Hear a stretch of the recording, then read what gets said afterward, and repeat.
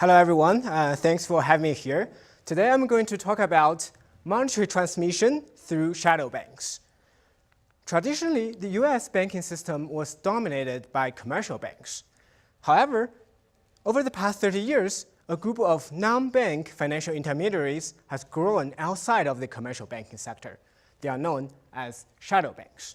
So example of shadow banks includes money market funds, securitization vehicles, mortgage companies, and finance companies. And these shadow banks compete with commercial banks in many traditional banking businesses.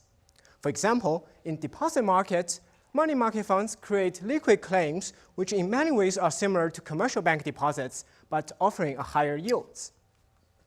And in recent years, more than 30% of aggregate deposits are actually created by shadow banks. And this rapid growth of the shadow banking sector raises a lot of concerns among policymakers. And one of the concerns is on monetary policy. As we know, commercial banks play a very important role in transmitting monetary policy to the real economy. And now you get a large chunk of deposits created outside of the commercial banking sector. So how does this shadow bank deposit competition affect the transmission of monetary policy? That is a question I'm going to study in this paper. So my paper contributes to 4 strands of literature. In particular, there's a long history of literature trying to understand the transmission mechanism of monetary policy in the banking sector. And traditionally, this literature has been focusing on commercial banking sector. So my contribution is to introduce shadow banks into the transmission mechanism of monetary policy in the banking system.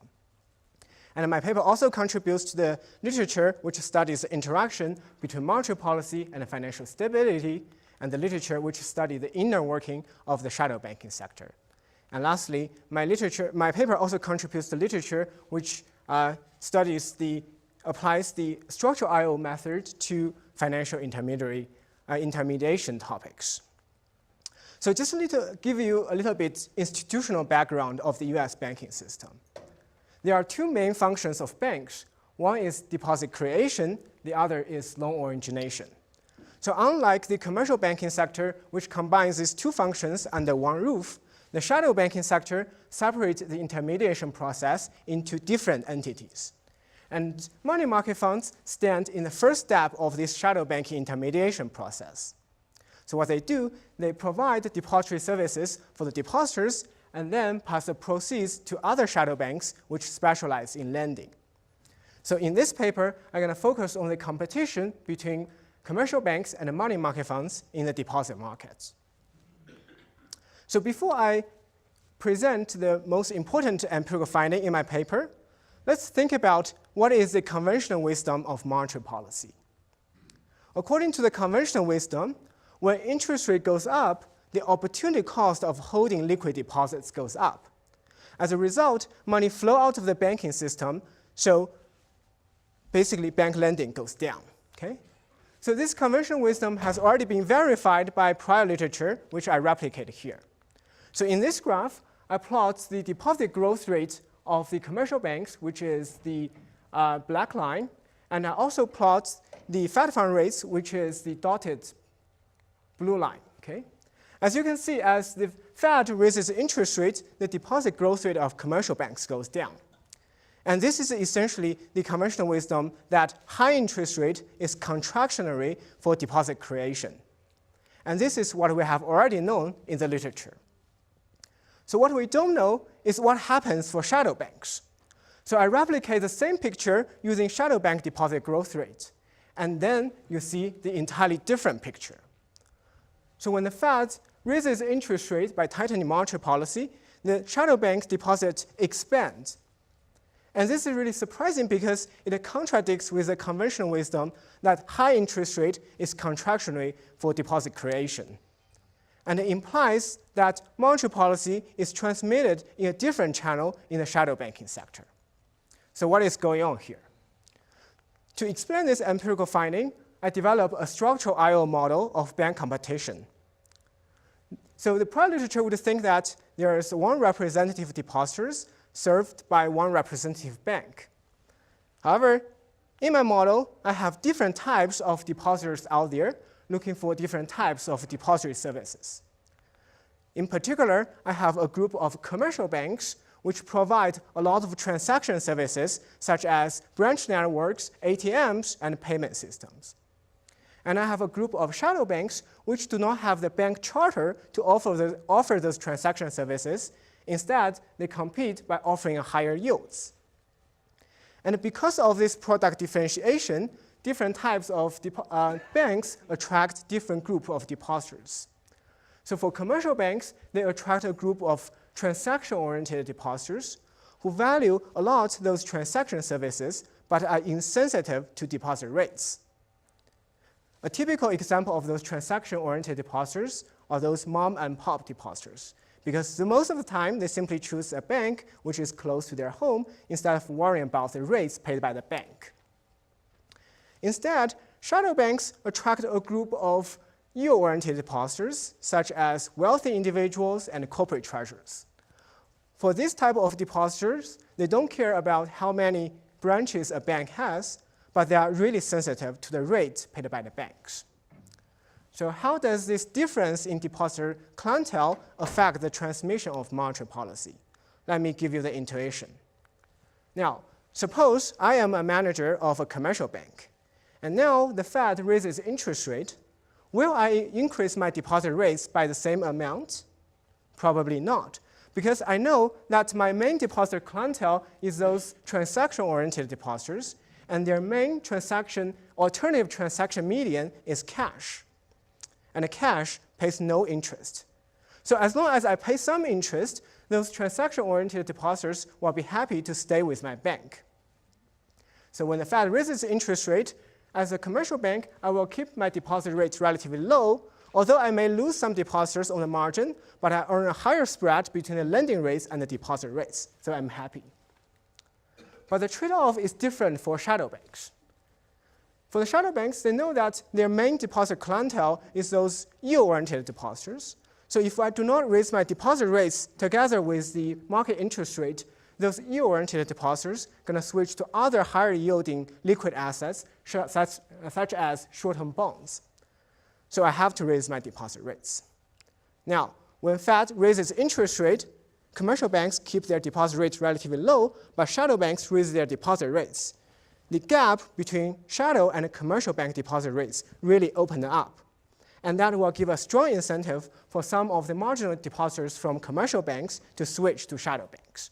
And that explains why shadow banks tend to expand in periods of high interest rate. So this explanation seems to be consistent with what we see in the data. So in this graph, I plot the average deposit rates for commercial banks and shadow banks. As you can see, when the interest rates are low, both types of banks are paying very similar rates. But when the Fed fund rate goes up, the gap between shadow and commercial bank deposit rates really open up. And the economic magnitude is huge. The difference increases from almost 0 to almost 3%. So think about what is the equity risk premium puzzle. That's 5%, and to earn that, you have to bear 30% of annual standard deviation. Now, you are looking at 3%, and that's almost risk-free. So this will give a strong incentive for the depositors to switch from commercial banks to shadow banks. So how do I capture this idea theoretically? What I'm going to do is I will use the oligopoly competition model developed by Barry, Levinson, and Pekis. So this framework is a workhorse model in the IO literature. Specifically, in my model, banks will compete in this two-dimensional space of deposit rates and transaction convenience. Each bank is going to be represented by a dot in this space. So if Bank of America is here, it means that it offers 1 unit of deposit rates and X unit of transaction convenience. And because of this charter restriction, shadow banks cannot offer a lot of transaction convenience, so they are on the lower end of the transaction convenience. And in addition to banks, the depositors can also choose cash, which offer a lot of transaction convenience, but no yields, and bonds, which have a very low transaction convenience and a very high yields. On the demand side, I will have a group of heterogeneous depositors. They will have different utility weights of deposit rates and transaction convenience. And that can be represented as a different slope of indifference curve in this graph. And in equilibrium, these depositors can endogenously choose which bank to go, and that will give rise to a different demand elasticities for different types of banks, depending where they locate in this product space. So what does monetary policy do here? When Fed tightens monetary policy, the yield of bonds goes up, and also the asset returns of the banks also goes up. And the bank's going to endogenously decide how much rate to pass through to the depositors.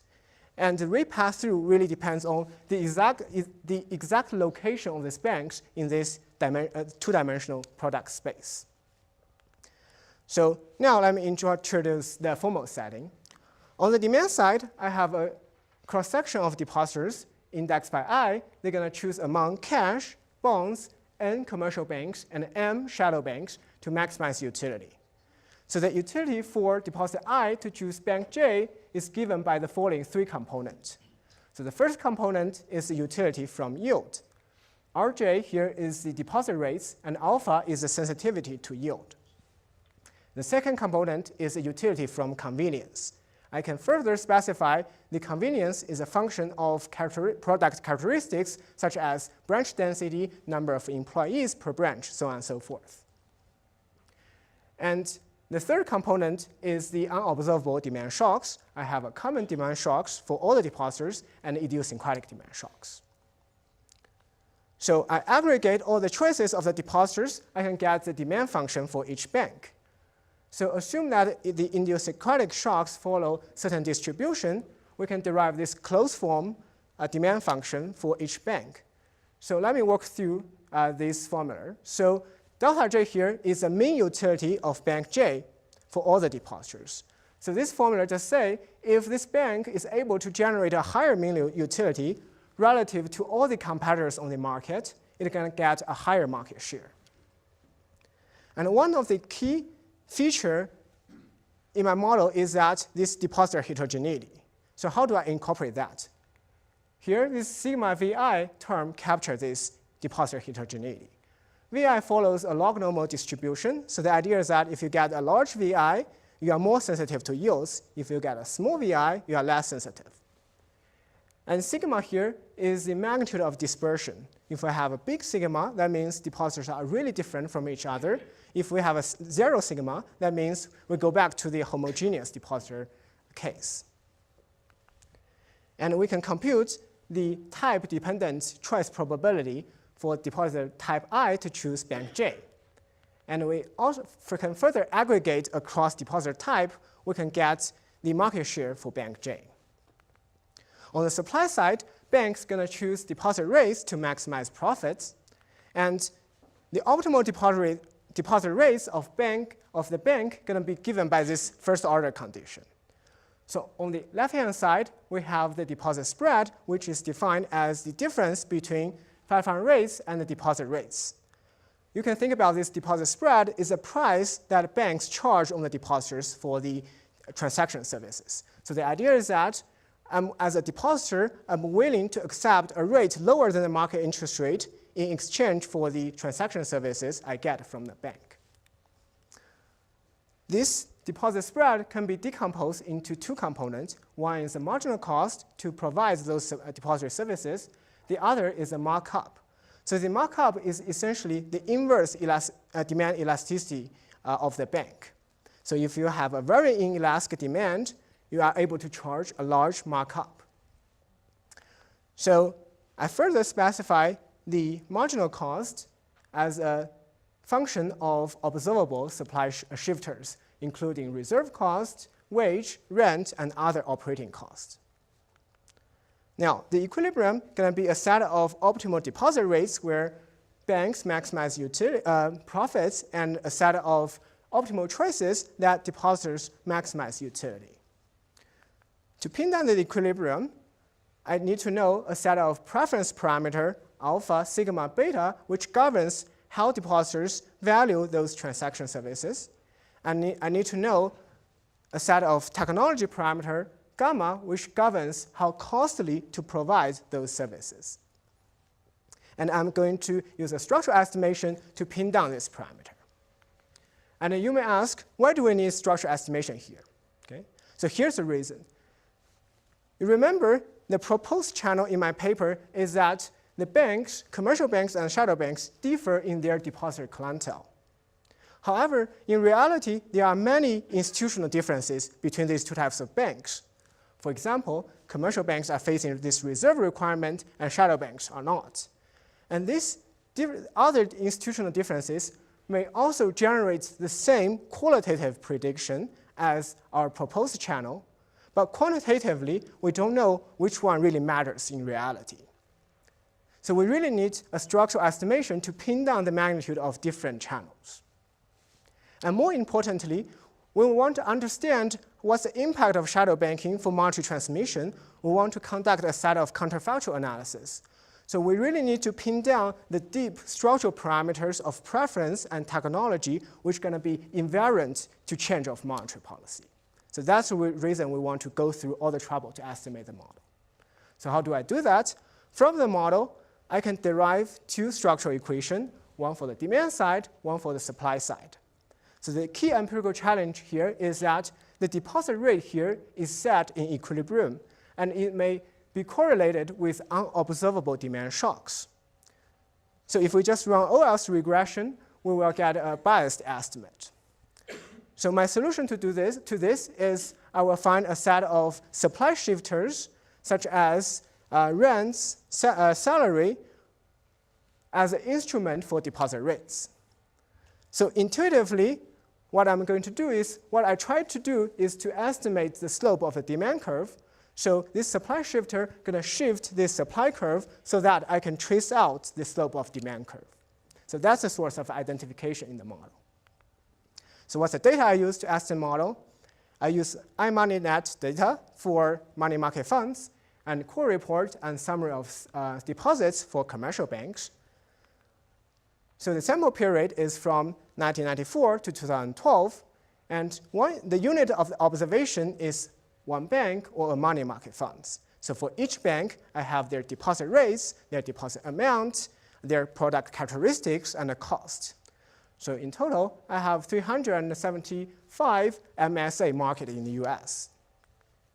So here's the demand parameter estimates. And you can see that on average, depositors love to have a higher yields, but they also have a huge dispersion across depositors. On the supply side, we can see that all these supply shifters are positively correlated with the marginal cost.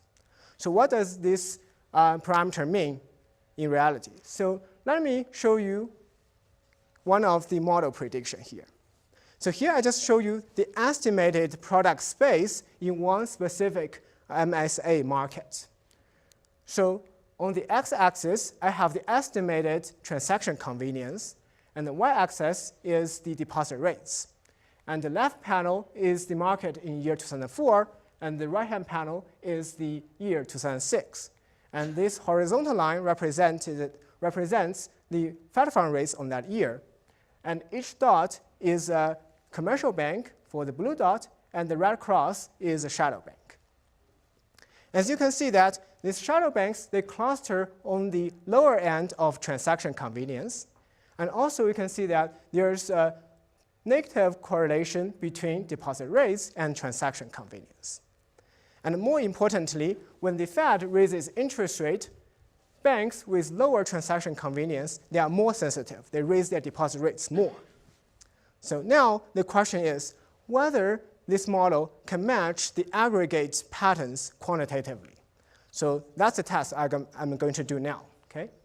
So in this graph, I plot the difference in deposit rates between shadow banks and the commercial banks. Remember, one of the most salient features in the data is that shadow banks tend to pay a higher deposit rates in periods of high interest rate.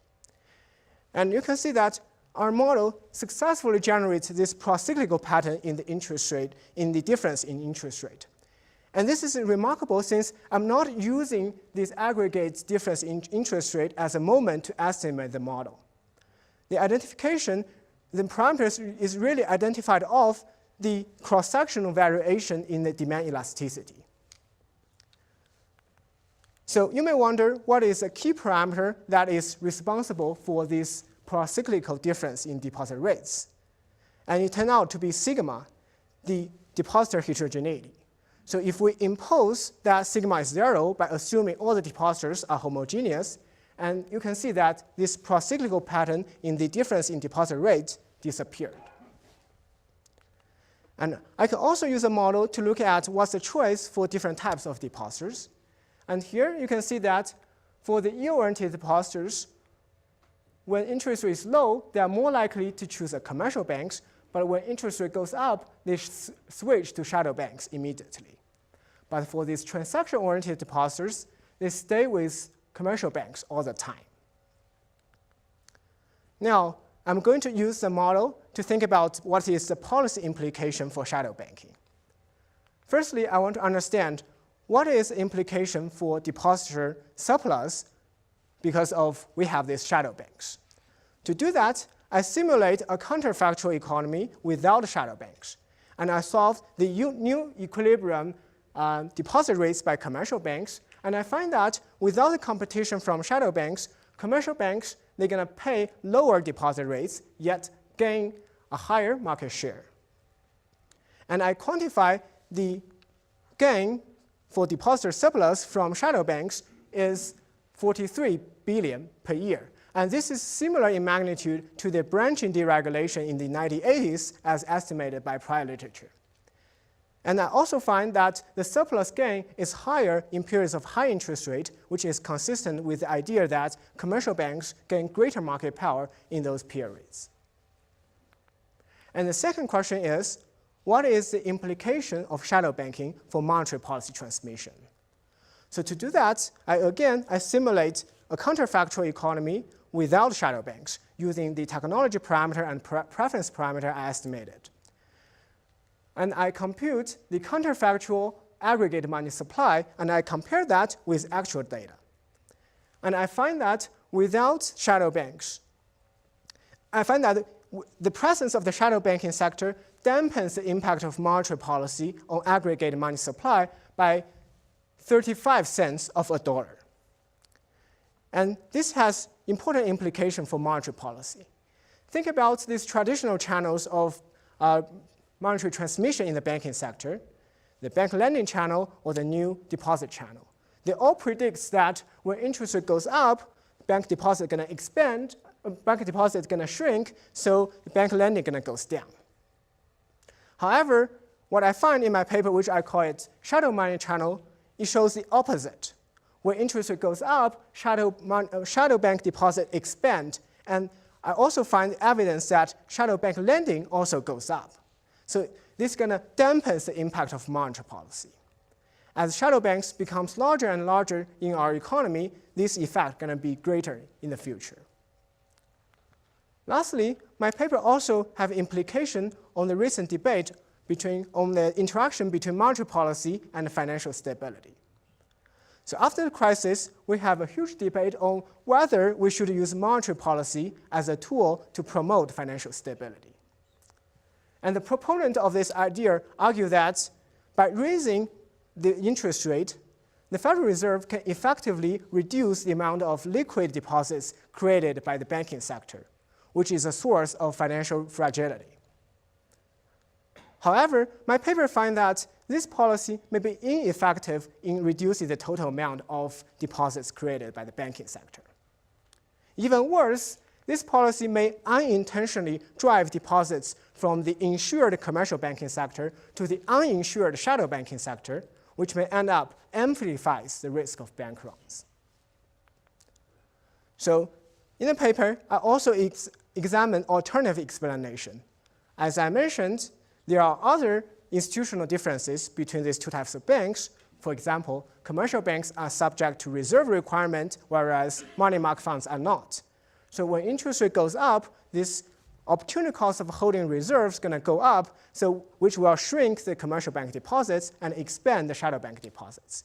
And this channel is exactly what the traditional bank lending channel has in mind. If you look at Bernanke and Blinder, 1992, that's exactly the channel they feature.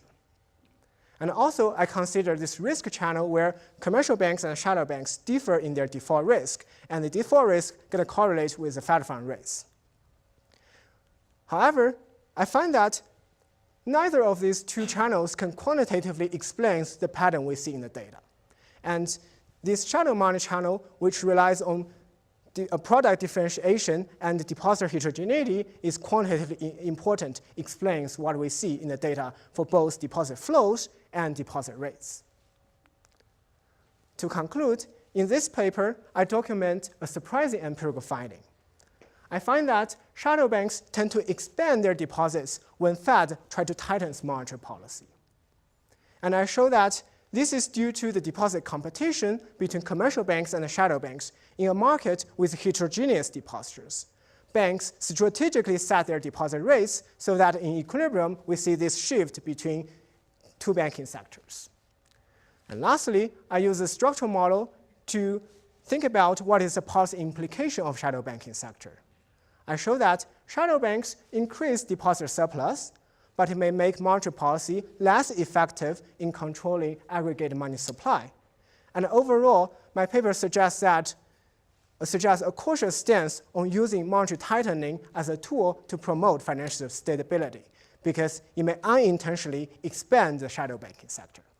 Thank you so much.